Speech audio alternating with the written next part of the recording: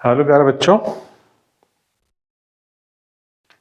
आज का हमारा जो टॉपिक है वो है पढ़ने का तरीका। 10th के एग्ज़ाम आने वाले हैं। 10th 12 के बोर्ड के एग्ज़ाम शुरू होने वाले हैं। तो अगर हमें पढ़ने का सही तरीका पता हो तो हमें जो है काफ़ी मदद मिल सकती है। आज के दौर में वैसे भी बहुत ज़्यादा पढ़ाई को डिस्ट्रैक्ट करने की चीज़ें चल रही हैं। मोबाइल है, सोशल मीडिया है, बहुत सारी चीज़ें ऐसी हैं कि आप जो है बच्चे ज़्यादातर पढ़ाई में जो है अपना मन नहीं लगाते हैं। तो जब तक आप पढ़ाई में मन नहीं लगाएंगे, आपका जो है जो पढ़ाई में जो आपका जो स्तर रहना चाहिए वो उस स्तर तक आप नहीं पहुंच पाएंगे। सबसे ज़रूरी है आपको अपने पढ़ाई का तरीका पता होना चाहिए और पढ़ाई में आपको क्या क्या सावधानियां बरतनी चाहिए वो आपको पता होनी ज़रूरी है। पढ़ते सभी हैं, लेकिन जो बच्चे अच्छे नंबर लेके आते हैं, जो बच्चे टॉपर होते हैं, जो बच्चे हाईएस्ट अपने नंबर गेन करते हैं, उनका जो पढ़ने का तरीका है वो सब बच्चों से अलग होता है। तो अगर सारे बच्चे, ज़्यादातर बच्चे उस चीज़ को फॉलो करें तो जो है अच्छे नंबर लाए जा सकते हैं। सबसे ज़रूरी क्या है, पढ़ाई के लिए हमें जो है स्कूल के बाद अगर हम घर पे जब तक समय नहीं देंगे, जब तक समय नहीं निकालेंगे, हमारा कोर्स कवर नहीं हो पाएगा और हम सही तरीके से नहीं पढ़ पाएंगे। तो उसके लिए ज़रूरी क्या है कि हमारा जब हम घर पर पढ़ते हैं तो हमारा एक निश्चित स्थान होना चाहिए बैठने के लिए। गांव में बहुत ज़्यादा बड़े बड़े घर होते हैं और जो है उसमें एक अगर हमारा निश्चित कमरा हो पढ़ने के लिए, एक निश्चित जगह हो बैठने के लिए, तो उसमें हमें काफ़ी हेल्प मिल सकती है पढ़ने के लिए। हमारी एक अच्छी सी टेबल पड़ी हुई हो, एक चेयर हो और अच्छा सा उस पर जो है एक हरे कलर की जो है वो पड़ी होनी चाहिए, मतलब जिससे आंखों को ठंडक मिले। एक कपड़ा पड़ा हुआ हो और सामने अच्छे से कैलेंडर वगैरह हो लगे हुए, मानचित्र लगे हुए हो, इंडिया का हो, वर्ल्ड का हो, स्टेट का हो, तो उससे जो है हमारा माइंड जो है थोड़ा सही रहता है। दूसरी चीज़ क्या है कि हमारा मजबूत टाइम टेबल होना चाहिए पढ़ने के लिए। अगर हम घर पे पढ़ रहे हैं तो हमारा जब तक टाइम टेबल नहीं होगा तब तक हम जो है अपनी पढ़ाई सही तरीके से सुचारू रूप से नहीं कर पाएंगे। हमारा एक निश्चित जो है शेड्यूल जब पढ़ने का बन जाएगा तो उसमें हमें काफ़ी हेल्प मिलेगी और हम सारे ही जितने भी हमारे सब्जेक्ट हैं उन्हें हम सही तरीके से अपना समय दे सकते हैं। अगर हम टाइम टेबल नहीं बनाएंगे तो हमें पता ही नहीं लगेगा हमें जो है आज क्या पढ़ना है और जो है कौन कौन सा हमारा जो है किस किस सब्जेक्ट को हमें कितना समय देना है, वो हम तभी दे सकते हैं जब हमारा एक निश्चित टाइम टेबल होगा। तो एक मजबूत टाइम टेबल होना चाहिए। उसमें भी क्या होगा, सुबह के टाइम में जब हम मॉर्निंग में उठते हैं, सबसे पहले तो आदत ये डालनी चाहिए कि जल्दी सोएं, रात को 9 बजे जल्दी सो जाएं या 10 बजे सो जाएं और सुबह में जल्दी उठें। अगर आप सुबह में उठ के पढ़ाई करते हैं, जो सुबह का टाइम होता है, हमारा जब नींद ले लेते हैं तो बिल्कुल माइंड हमारा फ्रेश निकलता है और उस समय हम सुबह के समय में जो हम पढ़ाई करते हैं, क्या है हम 1 घंटा पढ़ें 2 घंटा पढ़ें, तो वो हमारे माइंड के लिए बहुत अच्छा होता है और वो हमारे जो है हमारे दिमाग में जो है बहुत देर तक वो जो है रहता है, वो उसे हम भूलते नहीं है आसानी से अगर हम सुबह के टाइम में पढ़ने का प्रयास करते हैं। तो जितने भी कठिन विषय हैं जैसे गणित है, विज्ञान है, ये जो विषय हैं, जो कठिन विषय हैं, जो थोड़े समय लेते हैं, इनको जो है सुबह के समय में पढ़ना चाहिए। गणित को भी और विज्ञान को भी अगर आप सुबह के समय में पढ़ेंगे तो वो ज़्यादा बेनिफिशियल होगा बच्चे के लिए। दूसरा क्या है, शाम में आप जो है हिंदी पढ़ सकते हैं, एसएसटी पढ़ सकते हैं। शाम का समय जो है हिंदी और एसएसटी के लिए अच्छा होता है। आप जो है शाम में हिंदी और एसएसटी को टाइम दे सकते हैं। आपके पढ़ने का जो समय है वो निश्चित समय होना चाहिए, लगभग 40 से 45 मिनट। अगर आप पढ़ने के लिए बैठे हैं तो 40 से 45 मिनट आप पढ़ने के लिए बैठिए और उसमें जो है आप कंटिन्यू 40 से 45 मिनट पढ़िए और उसके बाद जो है आप एक ना 5-10 मिनट का रेस्ट लीजिए, क्योंकि आप जो है अगर रेस्ट नहीं लेंगे तो उसमें भी प्रॉब्लम हो जाती है। आपको जो है पढ़ने के बाद 40 से 45 मिनट के बाद 5 से 10 मिनट का एक रेस्ट लेना चाहिए। थोड़ा सा वॉक कर लिया, बाहर टहल लिए, थोड़ा बात कर ली किसी से, तो उससे थोड़ा माइंड जो है आपका आपका थोड़ा सा माइंड फ्रेश हो जाएगा, और उसके बाद जब दोबारा आप पढ़ने के लिए बैठेंगे तो उसमें आपको बहुत मदद मिलेगी। तो आपका जो समय होना चाहिए, आप एक बार अगर बैठे हैं पढ़ने के लिए 40 से 45 मिनट का जो है आपका समय होना चाहिए, और उसमें जो है आप उसके बाद 5-10 मिनट का ब्रेक ले सकते हैं। उसके बाद जो सबसे इंपॉर्टेंट चीज है, अगर आप कोई से बोर्ड से पढ़ रहे हैं, यूपी बोर्ड से पढ़ रहे हैं, आईसीएसई बोर्ड से पढ़ रहे हैं, तो आपको जो है सीबीएसई बोर्ड की बुक्स को भी जो है अपनी प्राथमिकता देनी चाहिए। अपने कोर्स के साथ साथ आप जो है पहले से ही स्टार्टिंग से जब आपका साल शुरू होता है पढ़ने का, 9th या 10th या कोई भी क्लास है आपकी, तो उसमें जो है आप जो है अलग से एनसीईआरटी की बुक्स लीजिए और उन्हें प्राथमिकता दीजिए। जो टॉपिक आप और बुक से पढ़ रहे हैं उस टॉपिक को एनसीईआरटी की बुक से पढ़िए, क्योंकि एनसीईआरटी की बुक्स में जो लैंग्वेज होती है वो बहुत ईजी होती है और उसमें जो है बहुत अच्छे तरीके से समझाया जाता है। तो आप जो है एक ही टॉपिक को 2 स्तर से पढ़ सकते हैं, 2 मतलब लेवल से पढ़ सकते हैं। आप जो है विषय के अनुसार रणनीति बनाइए अपनी।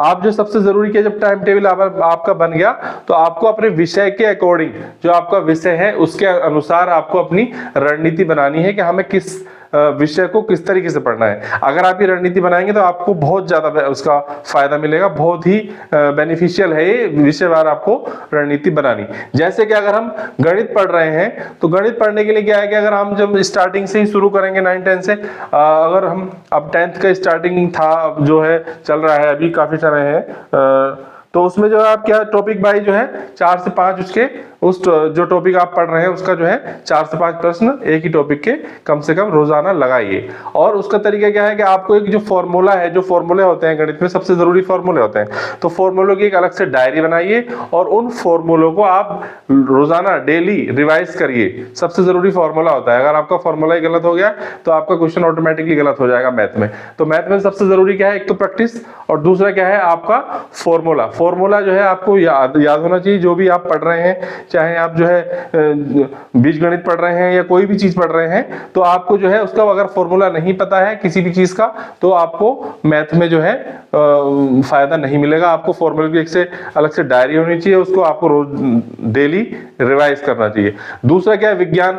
विज्ञान में क्या है, अगर आप पढ़ रहे हैं, आप विज्ञान को पढ़ने के लिए आपको पहले उसे समझना चाहिए। आपने विज्ञान समझा, उसको विज्ञान में क्या है ज्यादातर डायग्राम होते हैं, डायग्राम बनाने चाहिए आपको। आप डायग्राम बनाने के लिए आपको जो है यूट्यूब का भी आप जो है हेल्प ले सकते हैं, आजकल सारा यूट्यूब पे पड़ा हुआ है। तो अगर आप कोई भी डायग्राम बना रहे हैं किसी भी टॉपिक का, तो उसको डायग्राम के माध्यम से अगर आप समझेंगे विज्ञान को तो आपको वो ज्यादा इजी समझ में आएगा। तो इसलिए आप जो है विज्ञान में जो है डायग्राम की हेल्प लीजिए, और डायग्राम बनाने के लिए आप जो है यूट्यूब की मदद ले सकते हैं। उसमें जो है आप जो यूट्यूब के माध्यम से उसे समझ सकते हैं, और डायग्राम बनाने के बाद उसे समझेंगे तो आपको जो है बहुत ज्यादा हेल्प मिलेगी। और दूसरा क्या, प्रयोगों का आपको वीडियो वगैरह देखने चाहिए, प्रयोग के बारे में जो है आपको जानकारी होनी चाहिए। साइंस में क्या है, जो प्रयोग हम करते हैं, जो उसमें प्रयोग होते हैं, तो उसको अगर हम रिवाइज करेंगे, बार बार करेंगे, तो उससे जो है हमें साइंस में हेल्प मिलती है। उसके बाद हमारा आता है सामाजिक विषय। सामाजिक विषय में क्या है, सामाजिक विषय में हर अध्ययन को आप जो है कहानी के रूप में पढ़िए। जो सामाजिक विषय में क्या आता है, आपका भूगोल आता है, इतिहास आता है, और नागरिक शास्त्र आता है, अर्थशास्त्र आता है। ये जो है चारों जो है सामाजिक विज्ञान के अंतर्गत आते हैं। ज्योग्राफी और जो है इतिहास, अर्थशास्त्र और पॉलिटिकल साइंस। तो ये सारे जो है आप जो पढ़ रहे हैं तो उसको जो है आप एक कहानी के रूप में पढ़िए। आप अगर उसको कहानी के रूप में पढ़ेंगे तो आपको ज्यादा अच्छी तरीके से समझ में आएगा। उसका दूसरा तरीका क्या है, आपको अगर आप भूगोल पढ़ रहे हैं तो उसमें आप मैपिंग कीजिए। आप अगर भूगोल में जो है कहीं पर्वत पठार पढ़ रहे हैं या जलवायु पढ़ रहे हैं या कोई भी चीज पढ़ रहे हैं, ऐसी जो किसी क्षेत्र के बारे में आप जानकारी ले रहे हैं या पढ़ रहे हैं, तो उसमें आप डायग्राम की हेल्प, उसकी हेल्प लीजिए, क्या मैपिंग की हेल्प लीजिए। ज्योग्राफी में क्या, मैप से अगर आप पढ़ेंगे तो आपको बहुत ज्यादा हेल्प मिलेगी। दूसरा क्या है, अगर हम इतिहास पढ़ रहे हैं तो इतिहास में क्या है, इतिहास में आप मैप का एक जो है एक मैप की वो बनाइए, आप तिथियों की एक सूची बनाइए, और उस तिथियों के माध्यम से आप जो है उसको जो है अच्छी तरीके से याद कर सकते हैं। जो साइंस है, जो आपका सामाजिक विज्ञान में इतिहास वाला टॉपिक है। उसके बाद है पॉलिटिकल साइंस है, उसमें जो है आप जो है पॉलिटिकल साइंस में जो है वो भी आधा इतिहास है। अगर हम शुरू में जो हम पढ़ेंगे तो उसमें जो है हमारा जो संवैधानिक विकास है वो उसके अंतर्गत भी आता है, क्या बोलते हैं, इतिहास, आधुनिक जो इतिहास है उसके अंतर्गत भी वो आता है। तीसरा क्या है, हिंदी और इंग्लिश। हिंदी और इंग्लिश जो है हिंदी और इंग्लिश को पढ़ने के लिए क्या करना पड़ेगा, उसे पढ़ें और समझें। मतलब उसमें क्या करेंगे, आपको जो है हिंदी जैसे आप पढ़ रहे हैं, कोई कहानी पढ़ रहे हैं हिंदी में, या कोई की जो है कविता पढ़ रहे हैं, किसी कवि के बारे में पढ़ रहे हैं, तो पहले उसे पढ़ें, उसके बाद उसे समझें, और समझने के बाद उसके जो लास्ट में प्रश्न दिए हुए हैं उन प्रश्नों को हल करें। पहले आपको वो जो कहानी दे रखी है किसी मतलब प्रेमचंद की कहानी दे रखी है कोई, या कोई और कहानी दे रखी है, कोई कविता दे रखी है, कोई जो है छंद दे रखे हैं, रस दे रखे हैं, और क्या कहते हैं किसी भी पोएट की जो है आप उसमें जो है दोहे वगैरह दे रखे हैं, पहले आप उन्हें पढ़िए, पढ़ने के बाद उन्हें समझिए, समझने के बाद उनके जो प्रश्न दे रखे हैं उनका जो है उनको हल कीजिए, तो आपको इजीली जो है वो उसमें बहुत ज्यादा बेनिफिट मिलेगा। उसके बाद क्या है, जो है अलग से एक चीज की और क्या है हिंदी और इंग्लिश में, हिंदी और इंग्लिश में है ग्रामर। हिंदी में व्याकरण, इंग्लिश में ग्रामर को आपको जो है अलग से टाइम देना पड़ेगा। जो आप हिंदी में पढ़ रहे हैं, इंग्लिश में पढ़ रहे हैं, उसके अलावा ग्रामर के जो टॉपिक हैं उनको आपको अलग से समय देना पड़ेगा। ग्रामर जो है वैसे भी किसी भी भाषा को समझने के लिए, किसी भी लैंग्वेज को समझने के लिए व्याकरण बहुत ही जरूरी है। अगर आपकी पकड़ व्याकरण या ग्रामर पे नहीं है तो आप जो है उस क्या कहते हैं भाषा के बारे में अच्छे तरीके से आप जो है नहीं समझ सकते, नहीं अच्छे तरीके से पढ़ सकते हैं। आपको डीपली जो है उसके बारे में बारीकी के साथ हिंदी में व्याकरण को, इंग्लिश में ग्रामर को आपको अच्छे से पढ़ना पड़ेगा। अगर आपने वो एक बार अच्छे से आपकी पकड़ बन गई ग्रामर और हिंदी व्याकरण पे, तो आप जो है अपनी जो भाषा है, कोई सी भी भाषा है, चाहे वो हिंदी है, चाहे वो इंग्लिश है, चाहे वो उर्दू है, चाहे वो अरबी है, कोई सी भी भाषा है, चाहे संस्कृत है, तो आप उससे जो है अच्छी तरीके से उस पर आप जो है फोकस कर सकते हैं। उसमें आपको कभी लैंग्वेज में दिक्कत नहीं आएगी। उसमें भी जो भी दे रखा है व्याकरण में, जो भी टॉपिक हैं वो आपको सारे अच्छी तरीके से परिपक्व होने चाहिए। उसके बाद जो उसमें एक टॉपिक होता है लेखन कार्य वाला, हिंदी ग्रामर में और इंग्लिश ग्रामर में क्या होता है, लेखन कार्य वाला एक टॉपिक होता है। लेखन कार्य में क्या है, पत्र है, निबंध है, अनुच्छेद है।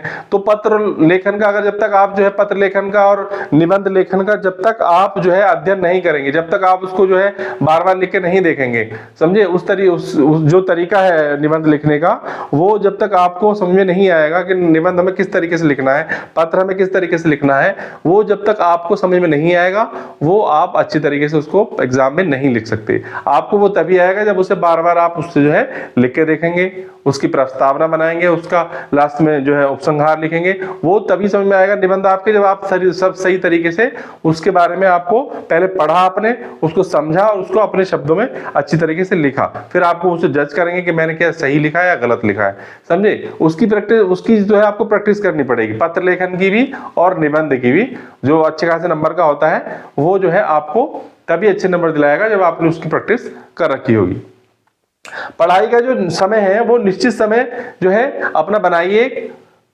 आप स्कूल से आने के बाद जो है अपना जो ट्यूशन वगैरह है उसके बाद पढ़ने के बाद जो है आप रात को या सुबह में जो है अपना पढ़ने का समय बनाइए, टाइम टेबल बनाइए, और रोज समय को, हर विषय को अपना समय दीजिए। जब तक आप हर विषय को रोजाना समय नहीं देंगे, आप जो है ऐसा भी कर सकते हैं कि 2 दिन हमने दो सब्जेक्ट को समय दे दिया, 2 दिन हमने दूसरे सब्जेक्ट को समय दे दिया। इस तरीके से भी अपना टाइम जो है, अगर आपके पास टाइम की कमी है तो उसको टाइम को डाइवर्ट कर सकते हैं।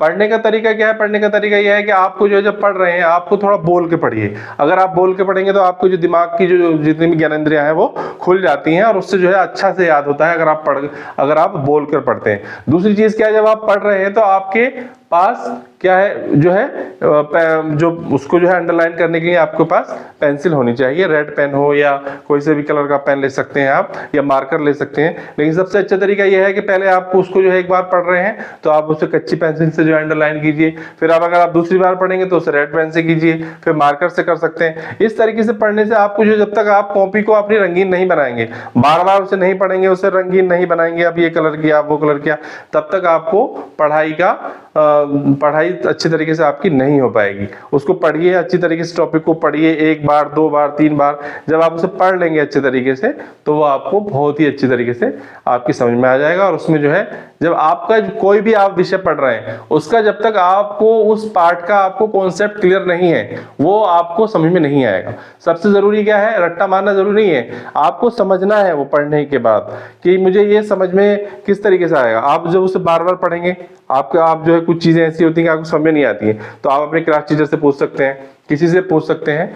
तो आपको जो है जब जहां पर आप अटक रहे हैं, आप डिक्शनरी रखिए, इंग्लिश की डिक्शनरी रखिए, हिंदी शब्दकोश रखिए, आप अपने शब्दकोश की अलग से कॉपी बनाइए, उसमें हिंदी शब्दकोश और इंग्लिश शब्दकोश का अलग से आपको जो है एक कॉपी अलग के पास होनी चाहिए। हमारे पास जो भी नया शब्द आता है, जो भी नया वर्ड आता है हिंदी या इंग्लिश का, तो हमको वो जो नोट डाउन करना है और उसके बाद उसका अर्थ लिखना है। यानी कि एक दिन में तो आपका शब्दकोश बढ़ेगा नहीं, आपको धीरे धीरे क्या करना है, अपना शब्दकोश बढ़ाना है, और वो तभी बढ़ेगा जब आपने रोजाना भी 2 नए वर्ड अगर आपके सामने आए और उनका आपने वर्ड मीनिंग पता कर लिया, उन शब्द का अर्थ पता कर लिया, तो आपको जो है उसके बारे में पता हो जाएगा। हर जो भी आप टॉपिक पढ़ते हैं, जो भी हिंदी इंग्लिश में जो भी आप पढ़ रहे हैं, उसके आगे क्या होता है, उस वर्ड का मीनिंग लिखा हुआ होता है, जो टिपिकल वर्ड होते हैं, तो उनका वर्ड मीनिंग आपको पता होना चाहिए और आप जो उसे नोट डाउन कर सकते हैं। उसके अलावा भी डिक्शनरी है, अगर आप डिक्शनरी पढ़ रहे हैं तो आपको डिक्शनरी होनी चाहिए। कहीं आप अटकते हैं, किसी वर्ड का मीनिंग आपको पता नहीं है, तो आप डिक्शनरी के माध्यम से, हिंदी शब्दकोश आता है उसके माध्यम से, आजकल तो सब नेट पे दे रखा है, आप इंटरनेट पे डालेंगे तब भी जो है, नेट पे डालेंगे तो उसमें जो है पता लग जाएगा। लेकिन सबसे अच्छा तरीका क्या है कि आपके पास डिक्शनरी होनी चाहिए। अगर आपके पास इंग्लिश के लिए डिक्शनरी है, हिंदी के लिए शब्दकोश है, तो आपको कहीं भी किसी के शब्द के अर्थ को समझने में दिक्कत नहीं आएगी। और आपका शब्दकोश जब तक बड़ा नहीं है तब तक आपका ज्ञान नहीं बढ़ सकता। आपको अपना ज्ञान बढ़ाने के लिए शब्दकोश को बढ़ाना पड़ेगा आपने। जब आपका शब्दकोश बढ़ जाएगा तो ऑटोमेटिकली आपकी चाहे वो हिंदी हो, चाहे वो इंग्लिश हो, कोई सी भी भाषा हो, कोई सा भी विषय हो, आपकी जो उस पर पकड़ अच्छी तरीके से बन जाएगी। जब आपके अंदर ये चीज पैदा हो जाएगी कि जो भी नई चीज आती है, वो जो नई चीज आ रही है आपको वो पकड़ना है बस, कि ये जो नई चीज आई है ये क्या है, क्यों है, इसको मैं कैसे पता कर सकता हूं। जब आप उसको, इन चीजों का अर्थ अपने आप निकालना शुरू कर देंगे, आपके अंदर ये चीज पैदा हो जाएगी कि जो भी मेरे पास ये चीज आई है, जो नया चीज मैं पढ़ रहा हूं, इसका मुझे अर्थ पता होना चाहिए, इसके बारे में जानकारी पता होनी चाहिए। तो आप ऑटोमेटिकली वो जो है आपका जो है शब्दकोश बढ़ जाएगा, वर्ड पावर बढ़ जाएगी आपकी। पढ़ाई जो है आज के समय में क्या हो रहा है, सोशल मीडिया और जो है मोबाइल, ये जो है पढ़ाई को बहुत ज्यादा डिस्ट्रैक्ट करते हैं, प्रभावित करते हैं। आज भी मैं क्लास में पढ़ा रहा था, तो एक बच्चा था, तो उसके पास क्या था, आईफोन था। किसी बच्चे ने बताया कि सर वो फोन लेके आया। वैसे तो बच्चे लेके नहीं आते, लेकिन एक बच्चा था, वो नासमझ था, वो बच्चा फोन ले आया। मैंने उसका फोन लिया, तो वो मतलब इस तरीके से अगर बच्चे क्लास में, स्कूल में अपने फोन लेके जाते हैं या पढ़ते समय फोन का यूज करते हैं, तो उससे जो है पढ़ाई प्रभावित होती है। खास तौर से जब आप पढ़ रहे हैं तो आपके पास मोबाइल फोन नहीं होना चाहिए। वैसे तो सही तरीका यह है कि जब तक आप 18 साल के नहीं हैं, आपको जो है सोशल मीडिया से बिल्कुल दूर रहना चाहिए। अगर आप फोन यूज कर भी रहे हैं तो अपने पेरेंट्स का फोन यूज कीजिए, और जो है फोन से ज्यादातर आप दूर रहिए। आप फोन का प्रयोग कर सकते हैं, लेकिन अपनी पढ़ाई के लिए। आप जो है अपनी जो भी पढ़ाई में जहां दिक्कत आती है, जो अगर कोई चीज नहीं आती है, तो उसको जो है यूट्यूब पर डालकर या इंटरनेट और जो है और भी जो प्लेटफॉर्म है वहां पर अपनी उस समस्या का समाधान कर सकते हैं। लेकिन सबसे जरूरी क्या है, आपको पढ़ाई के समय अपने फोन वगैरह का यूज नहीं करना है, टीवी से दूर रहना है। ये सारी चीजें बहुत ही जरूरी हैं। अगर जो बच्चे इस चीज को नहीं समझे, आज के दौर में क्या हो रहा है, आज के दौर में पेरेंट्स जो है अपना समय बचाने के लिए, अपनी परेशानी को कम करने के लिए बच्चे के हाथ में फोन थमा देते हैं। जब बच्चा धीरे धीरे उसका आदी हो जाता है, तो बाद में कहते हैं कि हमारा बच्चा तो फोन चलाता है। लेकिन जो उसकी जो मेन समस्या है, मेन समस्या तो पेरेंट्स है उसके। आप जो है बच्चे को ध्यान दीजिए कि बच्चा फोन कम चलाए, पेरेंट्स की जिम्मेदारी है। अगर बच्चा पढ़ रहा है तो मेन समस्या क्या है, मेन समस्या यह है कि पेरेंट्स उस पर ध्यान नहीं देते। अगर पेरेंट्स बच्चे पे ध्यान दें अपने, क्योंकि 10 साल हो गए हमें पढ़ाते हुए, और हम भी अब 15 साल हमने तैयारी करी, 13 14 साल 15 साल तैयारी करी, तो इतना तो ज्ञान हो गया कि जो है कौन सी चीजें कहाँ कहाँ किस चीज को प्रभावित करती हैं। अगर पेरेंट्स बच्चे पे अपने रेगुलर ध्यान दें तो बच्चे की पढ़ाई में कहीं दिक्कत नहीं आएगी। लेकिन होता क्या है, बच्चे पे जो है पेरेंट्स ध्यान ही नहीं देते, और जब बच्चा जो है उसके एग्जाम वगैरह का रिजल्ट आता है तो देखते हैं कि हमारे बच्चे के नंबर नहीं आए। अरे आप बच्चे को शुरू से ही पढ़ने की आदत नहीं डाल रहे हैं, उसे नहीं बिठा रहे हैं, उसके पास जो है नहीं बैठ रहे हैं। अगर आपके पास समय नहीं है तो आप शाम को चेक कर सकते हैं कि मेरा बच्चा क्या पढ़ा। स्कूल जाके आप उसके टीचर से आप पता कर सकते हैं। ट्यूशन पढ़ा देंगे आप, ट्यूशन पढ़ाने के लिए आपको पैसे दे सकते हैं बच्चों को, लेकिन आप स्कूल में नहीं जाएंगे उसके कि मेरे बच्चे की एक्टिविटी क्या है। आपको 1 महीने के अंदर, कुछ दिन के अंदर अपने बच्चे के स्कूल में जाना चाहिए कि मेरे बच्चे की एक्टिविटी क्या है, मेरा बच्चा किस तरीके से पढ़ रहा है। अगर आप बच्चे पे अच्छी तरीके से ध्यान देंगे तो बच्चा तो एक एक जो है पेड़ की तरह है। अगर हम पेड़ को, जो तना है, जो स्टार्टिंग होती है पेड़ की, और उसे अगर हम उस पर ध्यान न दें तो वो टेढ़ा हो जाएगा और उसमें हमेशा के लिए बल पड़ जाता है। वही सिस्टम बच्चे का है। अगर बच्चे पे ध्यान नहीं देंगे तो वो तो उसे तो कुछ पता ही नहीं है दुनिया में जब आया है वो। तो अगर हम उसे बताएंगे तभी तो उसे पता लगेगा क्या अच्छा है क्या गलत है। लेकिन वो अच्छाई और बुराई उसे दूसरे व्यक्ति से पता लगेगी, वो उसी तरीके से उस पर अमल करेगा। लेकिन अगर हम अच्छाई और बुराई उसे जो है अपने तरीके से सब बताएंगे, क्या अच्छा है क्या बुरा है क्या गलत है, तो वो अपने पेरेंट्स की बात ज्यादा मानेगा। क्योंकि बच्चा जो है सबसे ज्यादा इस दुनिया में भरोसा करता है तो अपने पेरेंट्स पे करता है। लेकिन पेरेंट्स क्या है, उसके साथ उस तरीके का माहौल ही नहीं बनाते। बच्चे के साथ उसी तरीके का माहौल बनाना चाहिए पेरेंट्स को भी, कि जो बच्चा जो है उनसे हर बात शेयर करे अपनी। जहां जहां उसे दिक्कतें आती हैं, बहुत सारी जगह दिक्कतें आती हैं, क्लास में दिक्कत आ सकती है, पढ़ने में दिक्कत आ सकती है, और भी बहुत सारी दिक्कत आ सकती हैं। तो उसके साथ इस तरीके का माहौल होना चाहिए कि बच्चा आपसे बात करते हुए हिचकिचाए नहीं। अगर बच्चा आपसे बात करते हुए हिचकिचा रहा है तो फिर आपको सही तरीके से नहीं बता पाएगा वो, क्योंकि आपने उससे माहौल ही नहीं बनाया उस तरीके का।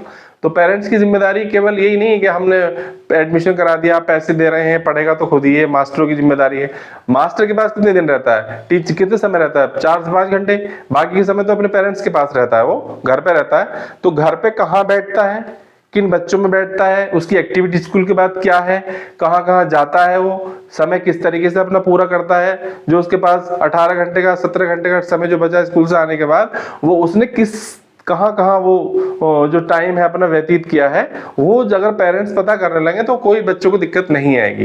लेकिन पेरेंट्स पता ही नहीं करते उस चीज को, बच्चा कहाँ जा रहा है क्या कर रहा है, कुछ भी। अब मतलब बच्चे को जो है उसी के हाल पे छोड़ देते हैं। फिर बाद में जब बच्चा जो है अपना रास्ता अपना खुद बना लेता है, मतलब जहां जहां लापरवाहियां होती हैं उसका खामियाजा उसे भुगतना पड़ता है, तो फिर पेरेंट्स बच्चे की गलती बताते हैं। बच्चे को गलती नहीं होती है। बच्चे को सही तरीके से अगर गाइडेंस मिले, सही तरीके से उसे मोटिवेट किया जाए, सही रास्ता दिखाया जाए, तो बच्चा, हर एक बच्चा बहुत ही अपना प्रतिभाशाली होता है। हर बच्चे का अपना अलग टैलेंट होता है। वो बच्चा अपने क्षेत्र में, जिस क्षेत्र में भी जाएगा वो बहुत अच्छा काम करेगा। सबसे जरूरी जो है उसे हमें उसके पेरेंट्स को उसके सामने जो है अच्छी तरीके से जो है बिहेव करना चाहिए और अच्छी तरीके से उसको समझना चाहिए। तो हमने पढ़ाई का तरीका बताया है। पढ़ने का तरीका आपको अच्छी तरीके से पता होना चाहिए। आप तभी सही तरीके से अपनी पढ़ाई को सुचारू रूप से आगे बढ़ा सकते हैं। Best of luck.